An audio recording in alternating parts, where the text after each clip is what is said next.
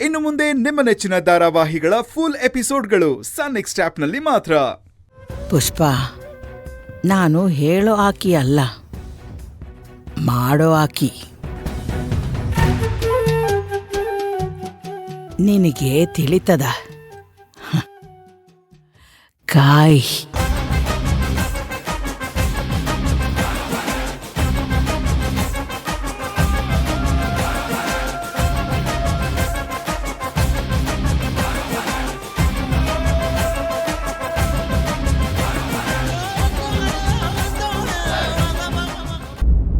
ಮಾವ, ಸಕ್ಕರೆ ಕಾಯಿಲೆ ಅನ್ನೋದು ಬರೀ ದೇಹಕ್ಕೆ ಮಾತ್ರ ಅಲ್ಲ, ಸಂಬಂಧಗಳಿಗೂ ಬರುತ್ತೆ.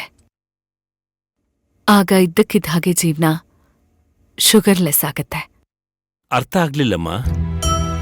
ಸ್ವಾರ್ಥ ಅನ್ನೋದು ಯಾವ ಗಂಡಸನ್ನೂ ಬಿಟ್ಟಿಲ್ಲ ಮಾವ.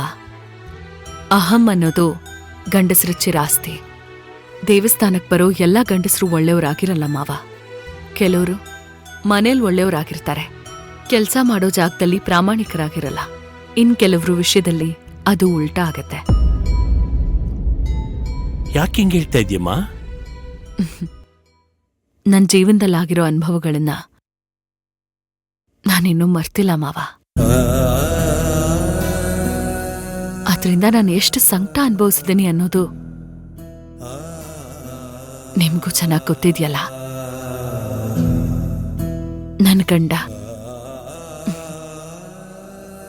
ನನ್ ಗಂಡ ಆಗಿದ್ದವರು ನನ್ ಜೊತೆ ಹೇಗ್ ನಡ್ಕೊಳ್ತಿದ್ರು, ಹೊರಗಿನ ಜನರ ಜೊತೆ ಹೇಗಿದ್ರು ಅನ್ನೋದು ನಿಮಗ್ ಗೊತ್ತಲ್ಲ.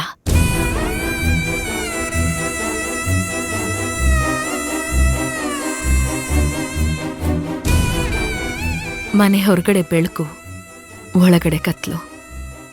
ವಾಸ ಮಾಡೋ ಮನೇಲಿ ಬೆಳಕಿದ್ದು ಹೊರಗಡೆ ರಸ್ತೆಯಲ್ಲಿ ಕತ್ಲಿದ್ರೆ ಪರವಾಗಿಲ್ಲ ಮಾವ.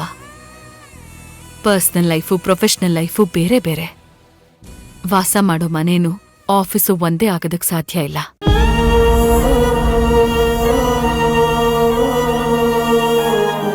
ವಿಕ್ರಾಂತ್ ಹೆಂಡ್ತಿನ ಕೊಲೆ ಮಾಡಿಲ್ಲ ಅಂತ ನಂಬಕ್ಕಾಗಲ್ಲ ಮಾವ.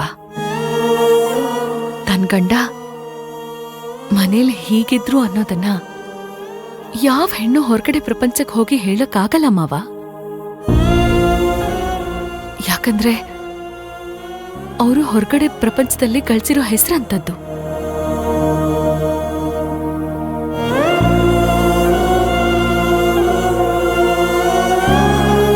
ಆ ಹೆಸರು ನಮ್ಮಂಥವ್ರ ನೋವನ್ನ ಎಲ್ರೂ ಮುಂದೆ ಮರೆ ಮಾಚ್ಬಿಡುತ್ತೆ.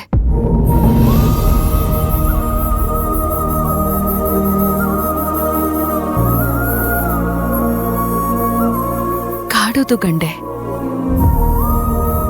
ಕೊನೆಗೆ ಹೀಗೆ ಕಣ್ಣೀರ್ ಹಾಕ್ಸೋದು ಗಂಡೆ.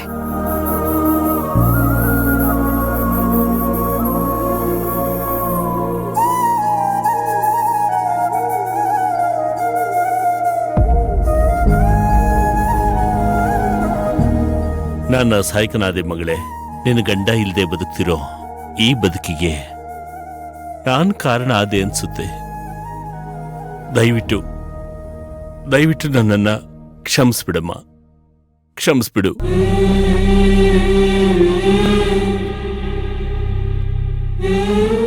ಮಾವ, ದಯವಿಟ್ಟು ಹಾಗೆಲ್ಲ ಕೈ ಮುಗಿಬೇಡಿ. ನೀವ್ಯಾಕೆ ಕೊರಗ್ತೀರಾ?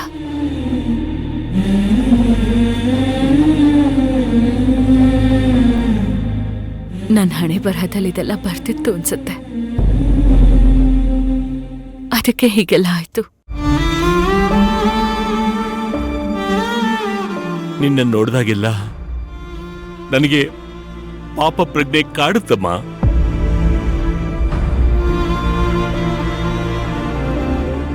ಬಹುಶಃ ನನ್ನ ಕೊನೆ ಉಸಿರಿರೋವರೆಗೂ ಈ ಪಾಪ ಪ್ರಜ್ಞೆ ಕಾಡ್ತಾನೆ ಇರುತ್ತಮ್ಮ. ನೀವ್ಯಾಕ್ ಮಾವ ಮುಗ್ದೋಗಿರೋದ್ರ ಬಗ್ಗೆ ಮಾತಾಡ್ತೀರಾ? ಗಂಡನಾಗಿರೋದಕ್ಕೂ ಗಂಡ ಇದ್ದ ಅನ್ನೋದಕ್ಕೂ ತುಂಬಾ ವ್ಯತ್ಯಾಸ ಇದೆ. ನನ್ನ ಜೀವನದಲ್ಲಿ ನನ್ ಮಗುಗೆ ಅಪ್ಪ ಅನ್ನೋ ಪದ ಮೊಳಗ್ ಹೋಗಿರೋ ಸೂರ್ಯ ಐತೆ ಹಾಗೆ. ಅಮ್ಮ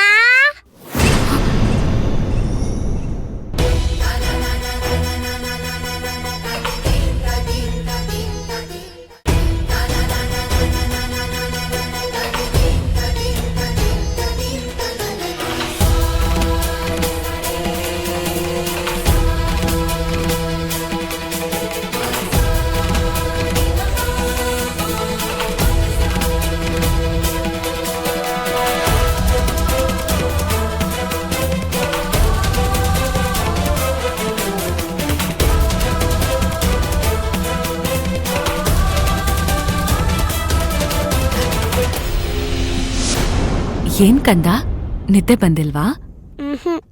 ಯಾಕೆ? ಅಮ್ಮ ನನಗೆ ಯಾಕೆ ಇವತ್ತು ಪ್ರೈಸ್ ಕೊಡ್ಲಿಲ್ಲ?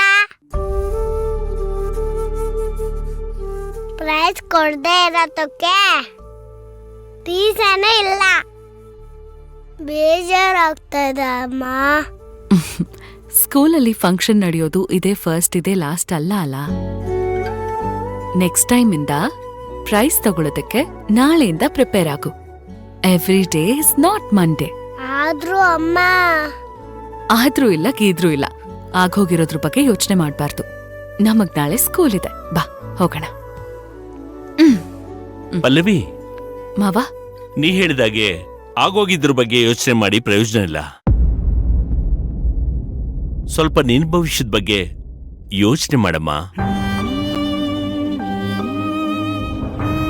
ಅನು ಚಿಕ್ಕ ಮಗು ಮಾವ, ಅವಳಿಗೇನೂ ಅರ್ಥ ಆಗಲ್ಲ. ಆದ್ರೆ ನಾನ್ ಚಿಕ್ಕ ಮಗು ಅಲ್ಲ ಅಲ್ವಾ? ಆಗೋಗಿದ್ರ ಬಗ್ಗೆ ಮಾತಾಡಿ ಪ್ರಯೋಜನ ಇಲ್ಲ. ಇದ್ರ ಬಗ್ಗೆ ಮಾತಾಡಿ ನೀವ್ ಸಂಕಟ ಪಡೋದು ಬೇಡ. ನಾನು ಈ ಥರ ಮಾತಾಡೋದ್ರಿಂದ ನಿಮಗ್ ಕಷ್ಟ ಆಗುತ್ತೆ ಅಂತ ನನಗೆ ಗೊತ್ತು.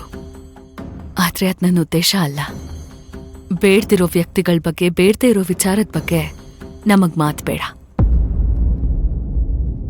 ನಿಮ್ಮ ಆರೋಗ್ಯ ನೋಡ್ಕೊಳ್ಳಿ.